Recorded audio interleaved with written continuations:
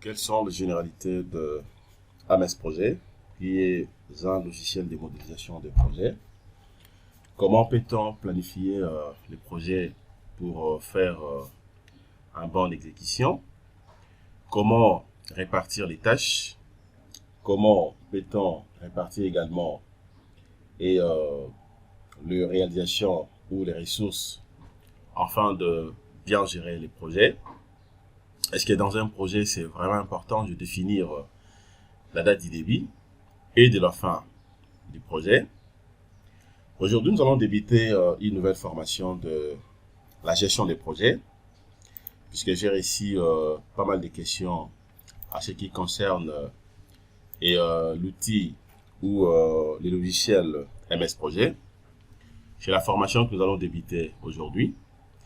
Mais déjà, dorénavant, j'aimerais vous dire que pour ceux ou celles qui veulent vraiment approfondir leurs connaissances dans ce domaine, la chaîne Jinkonga Tutoriel déjà va mettre dans les jours à venir, mettra à votre disposition un manuel ou un document de la gestion des projets et précisément MS Projet.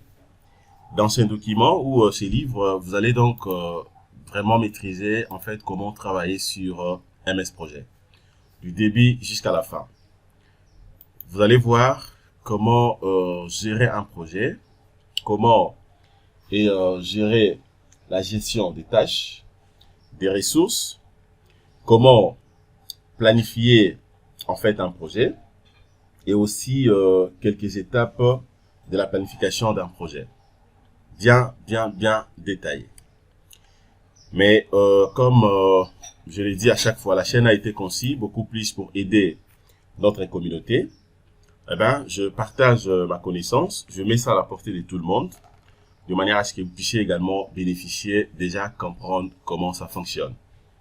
Et donc, abonnez-vous massivement sur la chaîne, likez nos vidéos, commentez, ainsi que partagez. Alors, pour aujourd'hui, nous allons voir premièrement les généralités sur la gestion des projets, principalement sur les logiciels de modélisation des projets, communément appelés MS Projet.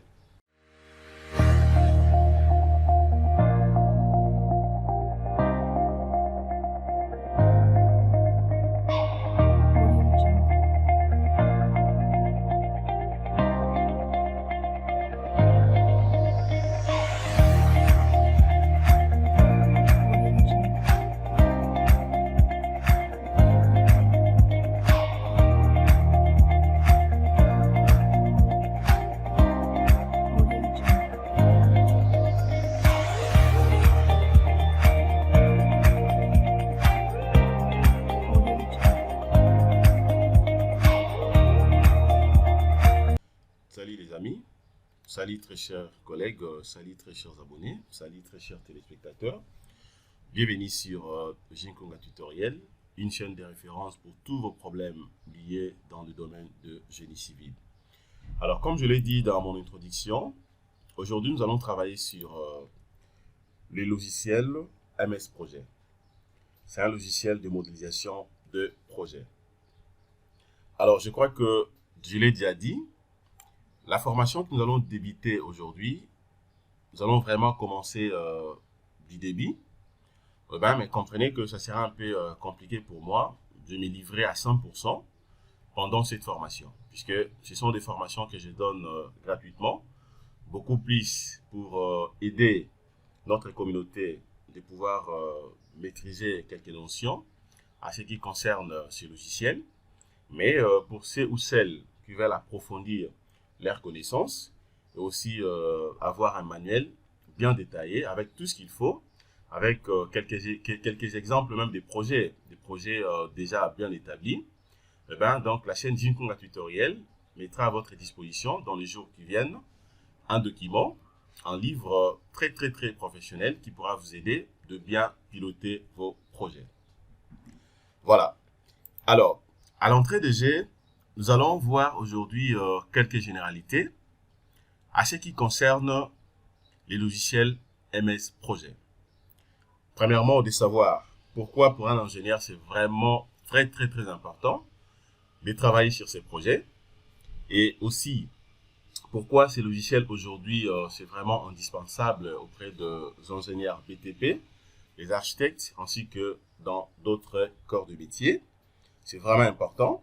Et pourquoi le logiciel MS Projet aujourd'hui, c'est presque le meilleur logiciel utilisé partout au monde à ce qui concerne la gestion de projet. Vous allez comprendre avec moi que, suivez-moi, tout ce que je vais dire, c'est vraiment important et utile. Et puis, à la veille de cette formation, nous allons essayer un peu de voir quelques onglets et de ces logiciels.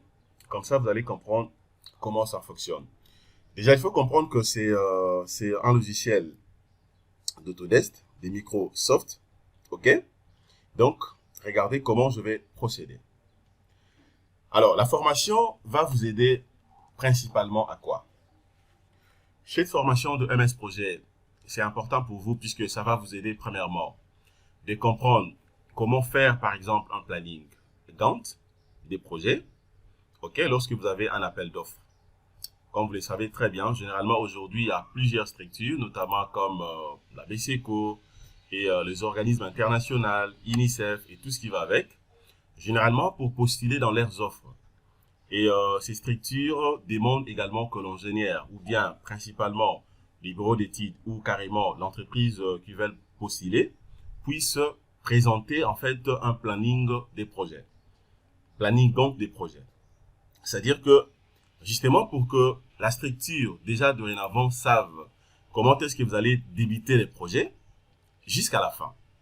C'est-à-dire le planning que vous allez faire, ça sera un planning bien détaillé avec les tâches y afférentes, les ressources y afférentes, ainsi que d'autres éléments. C'est pour cela qu'aujourd'hui, c'est vraiment très important de maîtriser très bien ces logiciels purement professionnels.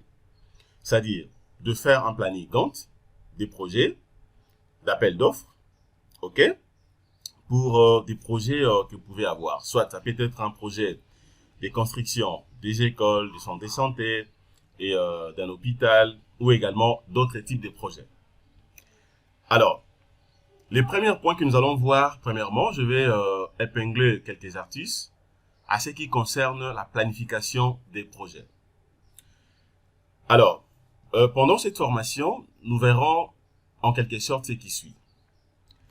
Nous allons voir ensemble avec vous comment découper un projet en tâches. Comme vous le savez très bien, c'est-à-dire, si vous avez par exemple un projet, je prends un exemple. Je vais construire un hôpital avec plusieurs pavillons. Ok, je sais très bien que pendant cette construction, je suis obligé d'associer plusieurs corps de métier. Je suis obligé d'associer également plusieurs ressources. Et je suis aussi obligé, peut-être aussi de travailler. Il y aura des projets ou des tâches qui vont donc se chevaucher. Donc, déjà dorénavant, c'est beaucoup plus important, dès les débuts du projet, d'abord de découper ces projets en tâches. Puisque dès que je découpe cela en tâches, ça sera beaucoup plus important pour moi de comprendre la manière dont les projets seront structurés. Ça, c'est le premier point. Donc, nous allons voir comment découper un projet en tâches. Le deuxième point, je vais vous montrer également comment définir les ressources. OK? Donc, on verra ça ici. Donc, comment définir les ressources. Le troisième point, nous allons voir comment estimer la durée des tâches. Comme vous le savez très bien, dès que je viens par exemple ici sur le projet, OK? Je viens là, je clique sur information sur les projets. OK? Là, je suis en train d'aller un peu rapide, juste pour vous montrer ce que nous allons faire. Ça dit déjà, à ce niveau ici, je peux définir, par exemple, la durée des tâches. Supposons que pendant ce projet, d'une manière générale, j'aurai 10 tâches. C'est-à-dire que je suis obligé de définir la durée de chaque tâche. Donc, la date du début de la tâche et la date de la fin de la tâche. OK? Date de début et date de fin de la tâche. De manière à ce que déjà, je peux comprendre dorénavant que non, telle tâche va commencer soit du 1er jusqu'au 5. Et la nouvelle tâche maintenant va commencer soit du 5 jusqu'au 8, ainsi de suite. On verra ça ensemble avec moi et vous allez voir que c'est vraiment simple et facile. Et le quatrième point, il y a aussi les points très très importants, comment ordonnancer les tâches. En fait, c'est-à-dire que les ordonnancer en créant tout simplement des relations de dépendance. Quand vous le savez très bien que des tâches peuvent se sursuivre. C'est-à-dire que, ou soit je peux travailler sur des tâches au même moment, ou carrément, la première tâche peut commencer soit du premier jusqu'au 5, et la deuxième tâche commence par exemple, je prends donc du 4 jusqu'au 8. C'est-à-dire, déjà vous allez comprendre que du 4 jusqu'au 5, il y a chevauchement des dates là. Ok? C'est-à-dire qu'il y a d'autres tâches qu'on peut aligner d'une manière parallèle pour ne pas vouloir de manière à ce que vous puissiez tomber, vous puissiez avoir en fait un retard. Puisque comprenez toujours que lorsque vous concevez ou bien pendant la planification des projets, il faudrait que vous puissiez déjà mettre en tête que tout est limité dans le temps et dans l'espace. Et donc, je vais vous montrer comment ordonnancer en fait les tâches. Et puis le cinquième point, peut-être le dernier point, on pourra voir comment créer maintenant les plannings des projets communément appelés planning Gantt. Ok, généralement vous allez voir ça dans plusieurs appels d'offres. Ok, notamment comme la BCCO ainsi que d'autres d'autres structures, surtout beaucoup plus des structures internationales. Et généralement, ils demandent que vous puissiez créer un planning des projets Gantt. C'est-à-dire, c'est un planning final qui pourra déjà dorénavant expliquer comment est-ce que le projet va se dérouler du début jusqu'à la fin. Nous allons voir ça et puis vous allez comprendre que c'est très, très, très, très important. Alors, il y a un point à noter ici, que je peux même épingler comme notez bien. Il faut comprendre que ces processus permettent tout simplement, premièrement, d'identification du travail à la réalisation, ok? C'est-à-dire que d'abord, d'identifier les travaux que vous allez réaliser. Et puis le deuxième point permet à la livraison des produits dans le délai imparti. Les deux grands points, pourquoi on fait la planification d'un projet? Le premier point, il faut comprendre qu'on le fait beaucoup plus pour l'identification du travail à réaliser, ça c'est les 1. Et de 2, on le fait pour la livraison des projets dans les délais impartis.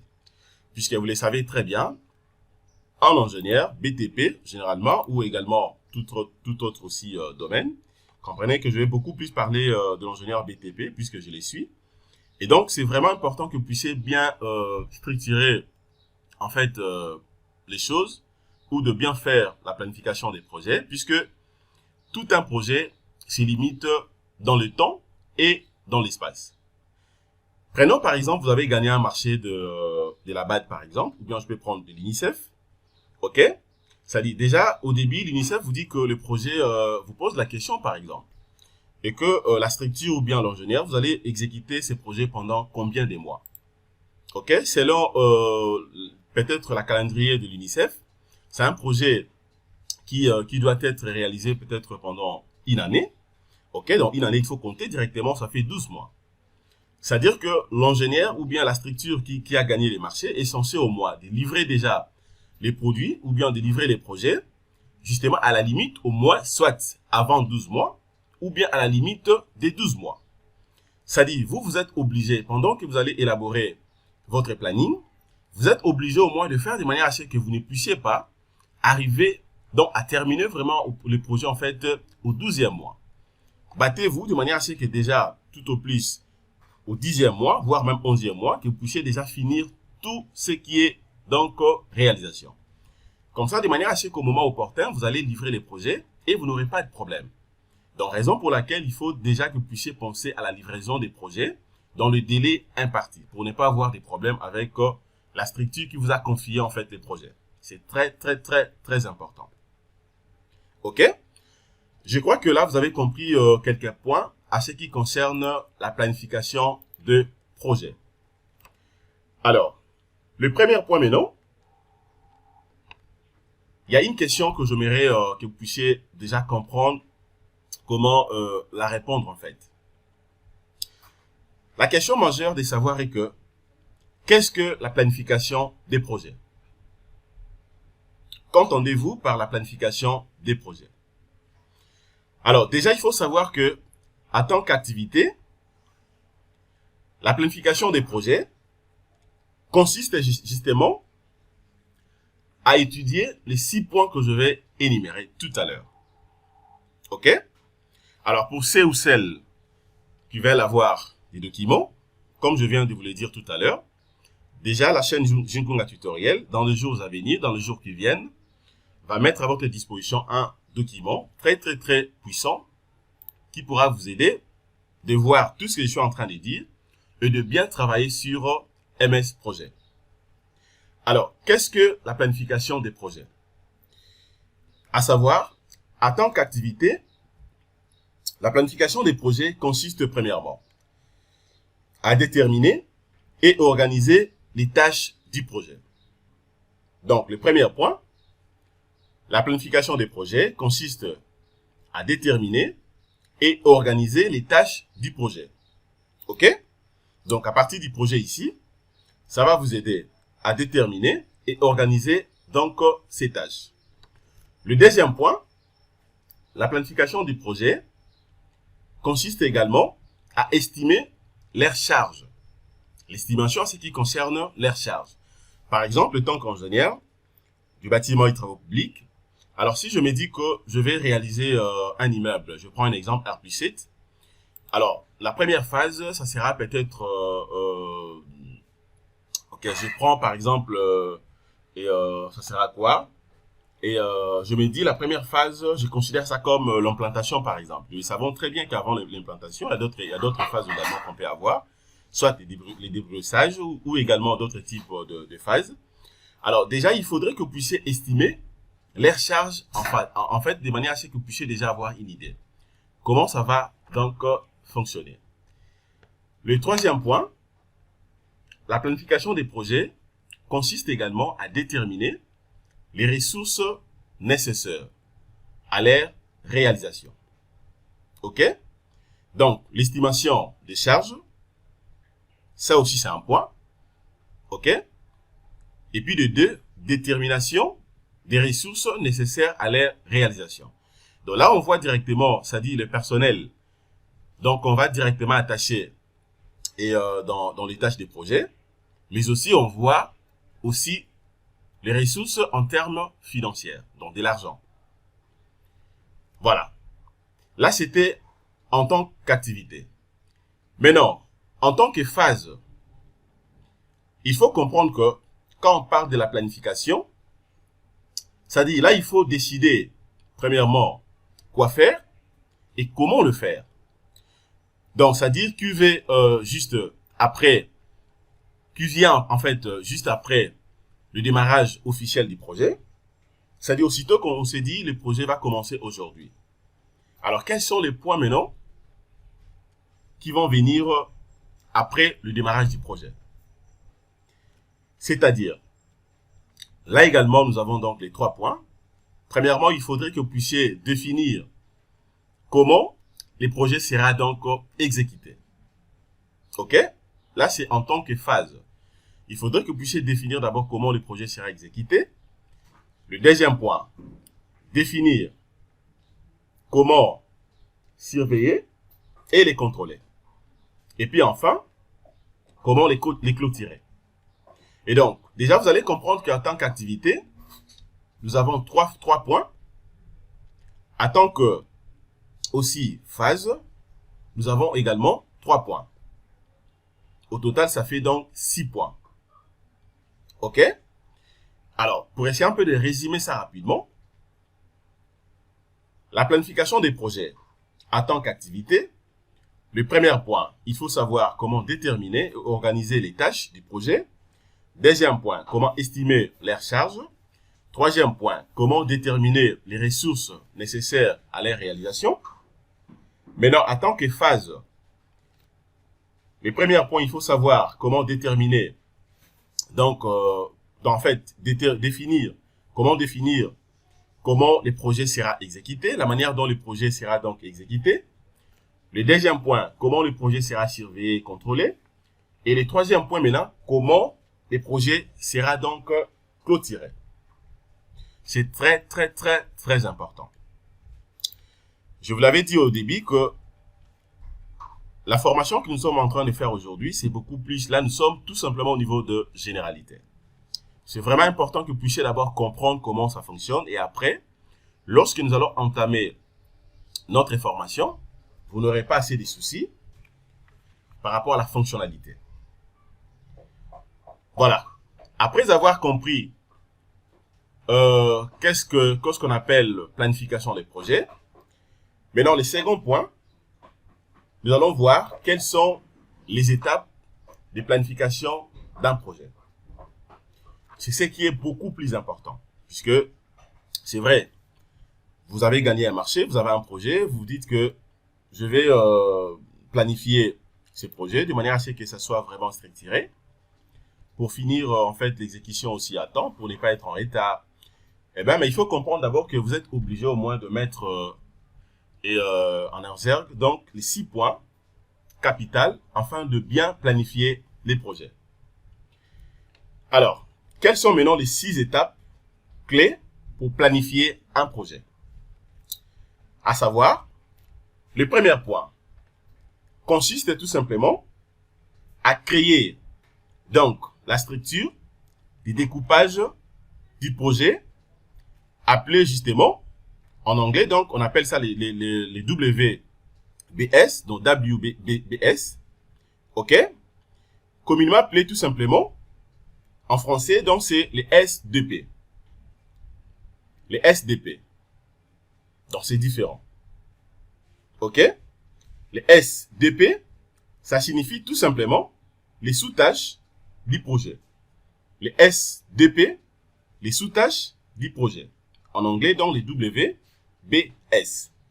Alors, le premier point donc, vous êtes obligé de créer la structure de découpage du projet appelée les SDP, les sous-tâches des projets. Ok? Dès que cela est créé, c'est beaucoup plus avantageux pour vous, puisque ça va vous aider déjà à comprendre en fait la manière dont les projets sera en fait vraiment structuré. Comment est-ce que vous allez découper en fait les projets en activités par exemple. Alors déjà, à ce qui concerne le premier point, il y a plusieurs méthodes qu'on peut utiliser. Généralement, vous pouvez utiliser soit la méthode de découpage, des S2P comme je l'ai dit, ok, ou également d'autres types de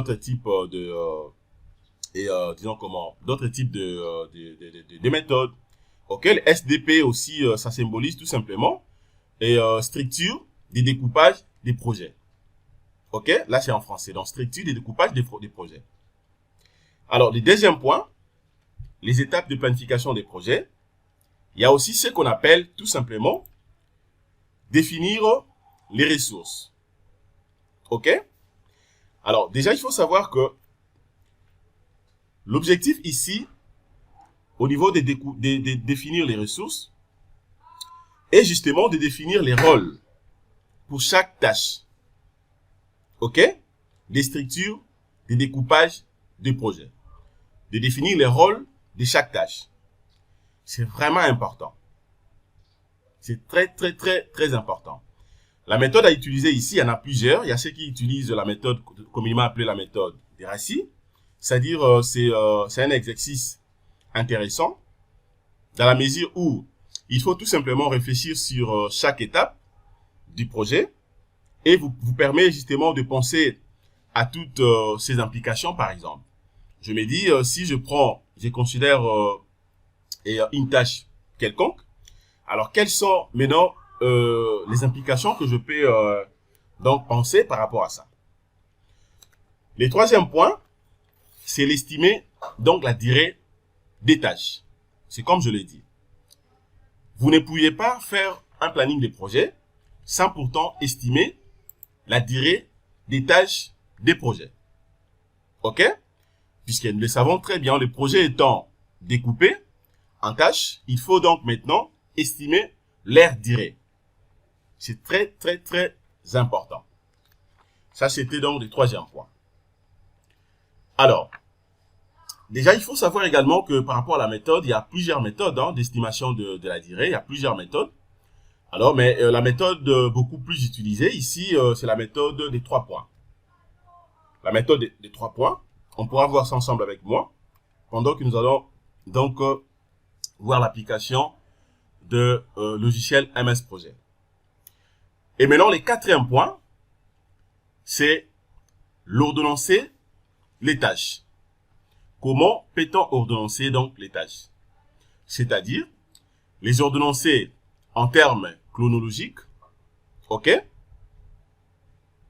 Comment est-ce que les tâches sont organisées? Autrement dit, organiser les tâches chronologiquement. On verra donc comment séquencer, identifier les interdépendances entre les différentes tâches. OK? À l'aide, bien sûr, d'un diagramme communément appelé le diagramme de perte. Le diagramme de perte. Donc, ici, maintenant, vous allez comprendre que le diagramme de perte va nous aider à quoi? Le diagramme de perte va nous aider, premièrement, à organiser les tâches d'une manière chronologique. OK? Dès que les tâches sont organisées d'une manière chronologique, là, maintenant, on verra séquencement comment est-ce qu'on peut identifier indépendamment les différentes tâches. OK? En faisant, bien sûr, le diagramme de perte. On verra ça ensemble avec moi. Vous allez voir que c'est très, très, très simple. Donc, c'est ça la méthode utilisée. Généralement, on utilise beaucoup plus la méthode des diagrammes de perte. Le 5e point, de définir le schéma critique. OK? Déjà là, vous voyez que parmi les 6 étapes de la planification d'un projet, le 5e point, c'est la définition du schéma critique. Le schéma critique, c'est très, très, très important dans la gestion des projets. Il faudrait que vous puissiez déjà comprendre que le schéma critique va nous aider à quoi en fait? C'est tout simplement la plus longue séquence qui doit être accomplie pour que les projets soient terminés à la date d'échéance. C'est-à-dire que aussitôt que vous avez fini avec les 4 points que je viens d'énumérer, le 5e point, c'est le point qui vient justement avant que vous puissiez terminer le projet. C'est-à-dire, c'est comme je viens de le dire tout à l'heure, c'est le plus long. C'est la plus longue séquence qui doit être accomplie pour que les projets soient terminés à la date d'échéance. OK? Alors, on s'est dit également que la plus longue séquence pour que les projets soient terminés à la date d'échéance prévue. Ainsi donc, le schéma critique permet tout simplement, OK, de maîtriser les étapes clés du projet et sa date de fin. Donc, c'est ça l'importance gravissime du schéma critique. Ça va vous aider, premièrement, de permettre de maîtriser les étapes clés du projet et sa date de fin. C'est très, très, très, très important. Puisque pendant les planifications de vos projets, il faut comprendre que la notion de schéma critique, c'est une notion incontournable. C'est vraiment important pour vous.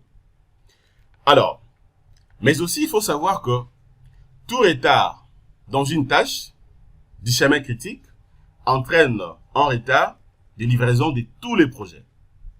C'est-à-dire, si par contre, déjà au début, vous n'aviez pas prêté l'attention au schéma critique, vous n'avez pas bien structuré les éléments ou les choses telles que se doit, il faut comprendre déjà que tout retard dans une tâche ou dans des tâches du schéma critique va d'office entraîner en retard dans la livraison de tous les projets.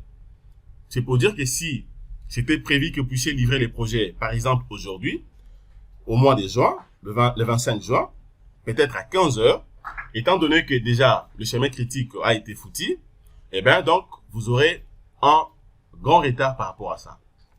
Et allez-y comprendre déjà donc les conséquences.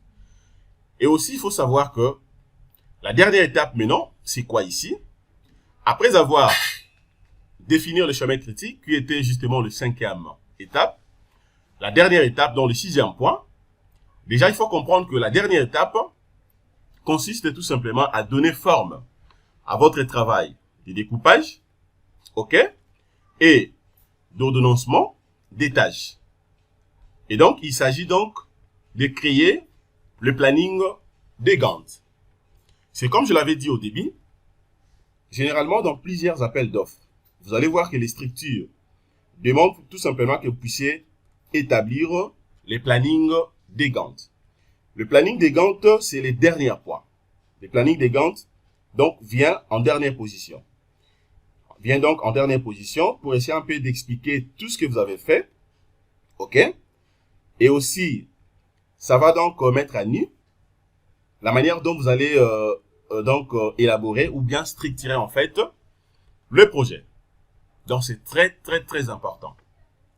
Donc, à retenir que le 6e point et le 2e point, dans ce qui concerne les étapes de planification des projets, c'est tout simplement, il s'agit donc de créer les plannings Gantt.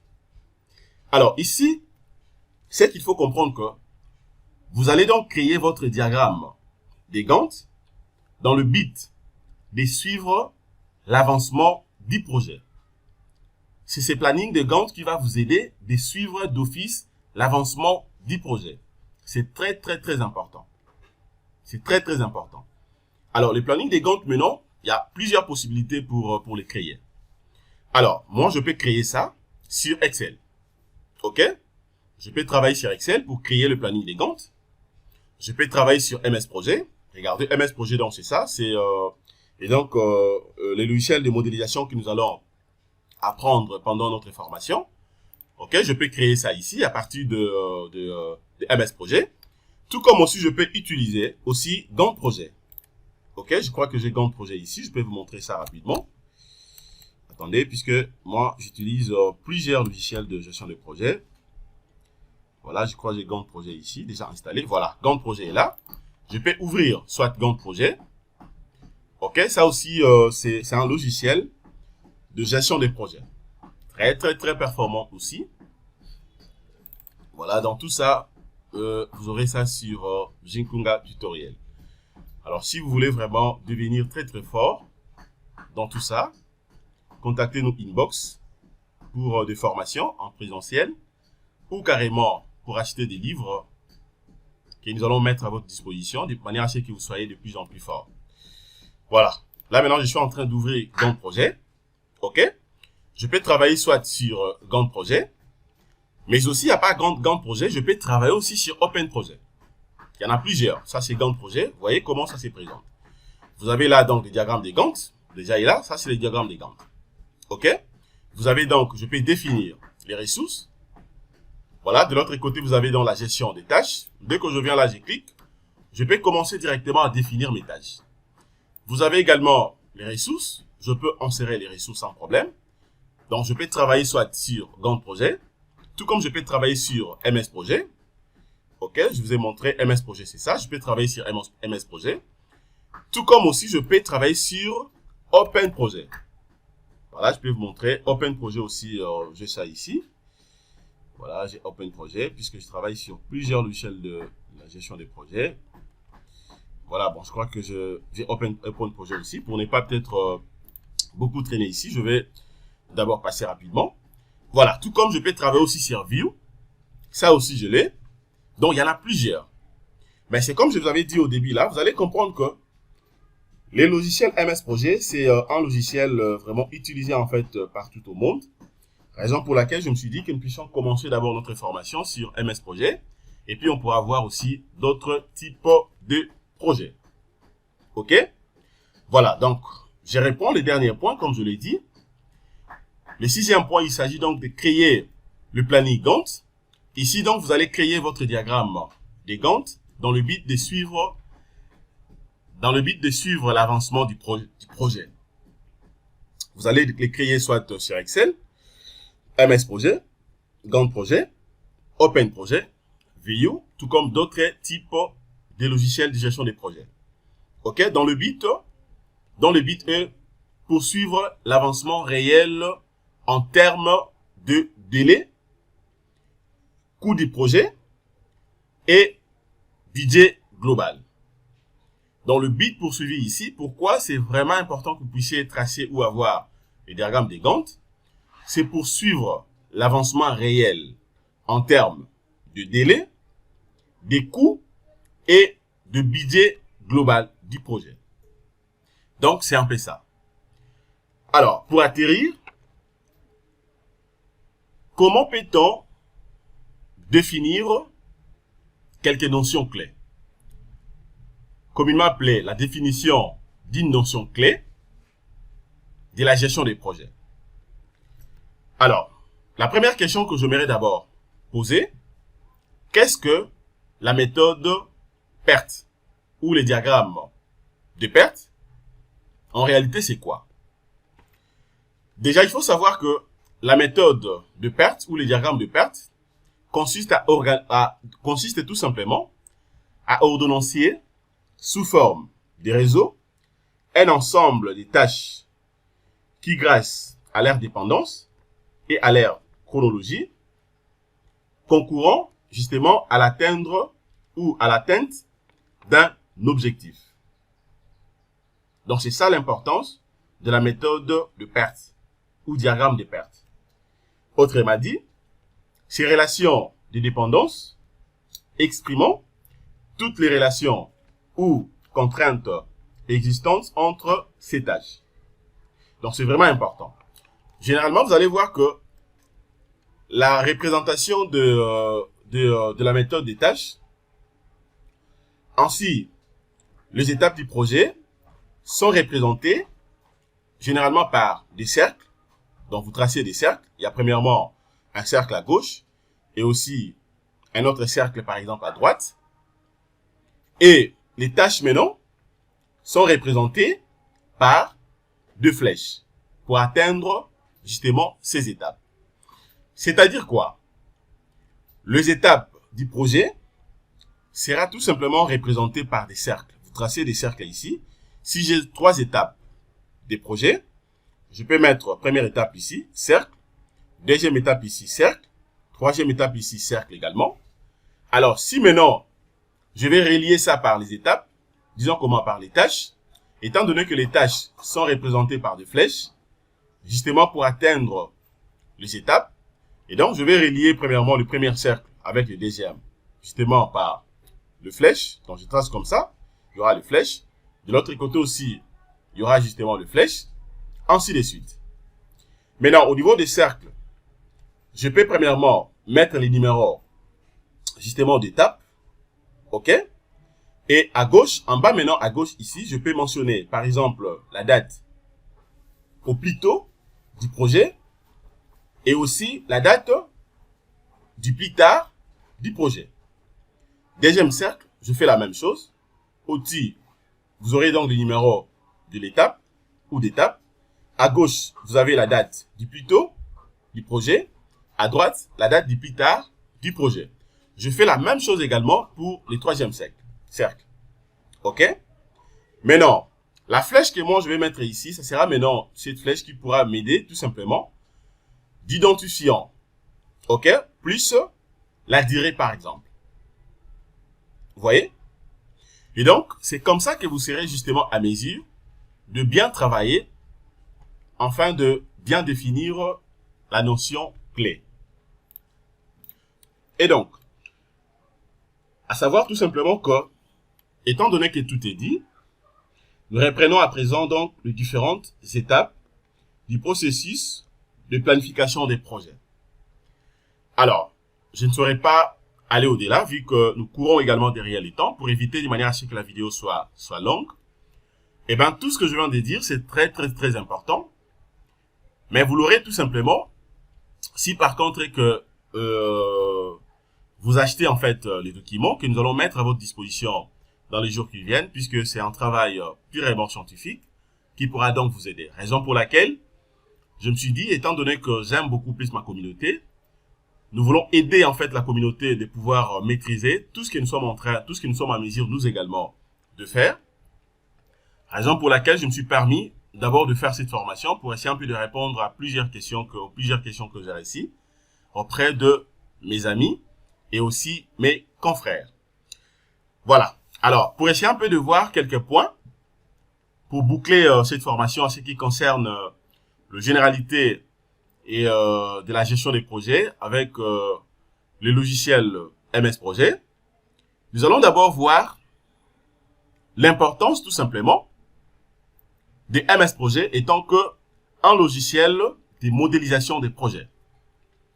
Il faut savoir que MS Projet en réalité nous sert à quoi? Nous sert à quoi en fait?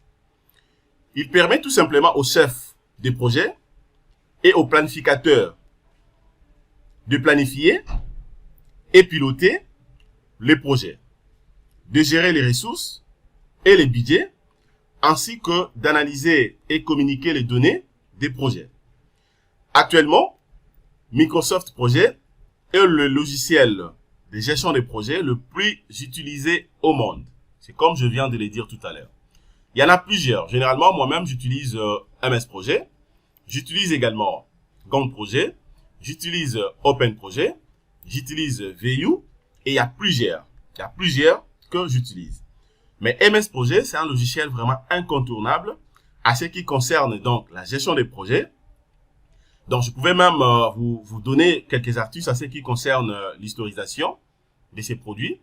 Mais je crois que dès que vous allez vous en procurer des livres que nous allons mettre à votre disposition, ça va vous aider donc de bien comprendre en fait comment ça fonctionne. Ok? Voilà. Alors, pour essayer un peu de clôturer cette formation, puisqu'il s'agit tout simplement de la généralité, de quelques généralités, donc plusieurs généralités, de la gestion des projets à travers le logiciel MS Project. Alors, comment maintenant, ou bien, quelle est la procédure de MS Project? Alors, déjà, il faut savoir que pour travailler sur MS Project, je vais d'abord fermer, je ferme ça. Je vais ouvrir à nouveau maintenant l'application ou les logiciels. Vous allez voir à quoi ça ressemble. Je ferme. Ça, c'est Gantt Project, je peux supprimer. Je clique à vide. Voilà. Je viens ici, je vais prendre MS Project. Voilà, MS Project est là. Je clique là-dessus, je vais patienter. Là, maintenant, nous allons voir un peu quelques points par rapport à son application. Voilà, regardez comment est-ce que les logiciels MS Project s'ouvrent. Voilà, donc c'est ça. Ici, vous avez donc ouvrir d'autres projets. C'est-à-dire que si par contre vous aviez déjà des projets que vous avez travaillé, je peux cliquer tout simplement à côté ici, je clique. Et puis je peux aller chercher les projets partout là où je l'avais placé par exemple. Moi, j'ai tant de projets que je travaille sur MS Project. Et puis je peux l'ouvrir sans problème. Alors, de l'autre côté ici, ça c'est le nouveau. Si vous voulez commencer un nouveau projet, et ici c'est pour créer en fait un projet à partir d'un projet existant. Ok, j'ai déjà un projet existant, je vais tout simplement améliorer ou bien corriger. Eh bien, je peux cliquer tout simplement ici. Alors là, vous avez aussi l'onglet créer à partir d'un classeur Excel. Comme vous le savez très bien, c'est un produit de Microsoft. C'est-à-dire que je peux créer, je peux planifier un projet à partir bien sûr des classeurs Excel. Je pourrais vous montrer comment ça fonctionne aussi. Et puis de l'autre côté ici, vous avez donc qu'est-ce que je peux créer un planning de projet à partir d'une liste des tâches sur SharePoint. Vous le savez très bien, SharePoint aussi, c'est un produit de Microsoft. À ce qui nous concerne, étant donné que nous voulons débuter vraiment au début, donc je viens là, je vais cliquer sur Nouveau projet. Je clique sur Nouveau projet. OK? Alors, dès que vous cliquez sur le nouveau projet, là déjà en fait c'est le process, dans le procédure ou la procédure d'MS Projet. La première des choses, vous êtes obligé d'abord de cliquer sur les nouveaux projets. Tel que j'ai cliqué ici, donc j'ai cliqué sur le nouveau projet. Et puis, le deuxième point, je peux aller cliquer maintenant sur les informations sur les projets, justement dans le menu projet. OK? Dans le menu projet. Puisque si je vais avoir plusieurs informations à ce qui concerne les projets et que moi je vais je vais définir, je peux venir tout simplement au niveau de menu projet. OK? Dès que je clique sur le menu projet. La troisième étape maintenant, je viens taper tout simplement ou sélectionner, par exemple, une date du début ou de la fin du projet. Mais déjà, il faut savoir que dès que vous cliquez sur menu projet, il faudrait que vous puissiez maintenant voir quelques informations. OK, comme je l'ai dit, les informations sur les projets. C'est-à-dire, pour avoir les informations sur les projets, je suis obligé de venir ici sur projet. Je descends ici. Vous avez informations sur le projet. C'est comme l'indique ici. C'est-à-dire, c'est afficher la boîte de dialogue, informations sur les projets, qui permet tout simplement de mettre à jour les différents aspects des projets, tels que la date, OK, du début et de la fin du projet. Et donc, dès que je viens là, je clique. Voilà, directement, vous aurez donc cette fenêtre. Et bien, au niveau de cette fenêtre maintenant, ça serait possible pour vous d'insérer quelques informations, notamment comme je peux définir ici, par exemple, je peux définir la date du début du projet et la date du fin du projet. OK? Je viens là. Vous avez donc la date du début du projet. Dès que je viens, je clique ici. Si par exemple, je vais planifier mon projet, par exemple, que c'est un projet que je vais commencer, je prends un exemple, le 30 juin, et ben je viens là, je prends le 30 juin. Ou carrément, je me dis, ça sera donc le 1er juillet, je prends le 1er juillet. C'est ce que moi, je vais considérer comme la date du début du projet. OK, donc tout commence par ça. OK? Et puis maintenant, le deuxième point, je suis obligé de spécifier également la date de fin du projet. Si c'est un projet qui va faire, par exemple, une année, comme je l'ai dit, eh bien, donc, je suis obligé de compter maintenant. Et à partir du 1er juillet, OK, 1er juillet, jusqu'au-delà, je prends donc 12 mois, afin de définir également la date du fin du projet ici. OK? Et puis à la fin, maintenant, je peux tout simplement venir cliquer sur OK ou enregistrer. OK? Voilà. Mais déjà, il faut comprendre que dès que vous cliquez sur OK, pour enregistrer maintenant, vous êtes obligé, dans la zone du nom, vous êtes obligé de taper par exemple les noms pour lesquels vous voulez donc enregistrer les projets. Ça peut être peut-être les projets d'un bâtiment et administratif, les projets d'une église, les projets d'un hôpital, ainsi de suite. Donc voilà en fait ce que je voulais vous montrer à ce qui concerne d'abord les généralités et de la gestion des projets avec l'application MS Projet. Donc je crois que par rapport à cette formation, on peut s'arrêter ici. La seconde formation, maintenant nous allons débuter l'application sur le logiciel MS Projet. Voilà, merci de votre disponibilité. Abonnez-vous massivement sur la chaîne Jinkunga Tutoriel. Likez nos vidéos, partagez ainsi que commentez. Excellente journée chez vous. Merci de rester toujours abonné. Excitez au maximum les gens de pouvoir rejoindre notre communauté afin que la communauté puisse devenir de plus en plus grande. Passez une excellente journée. Au revoir.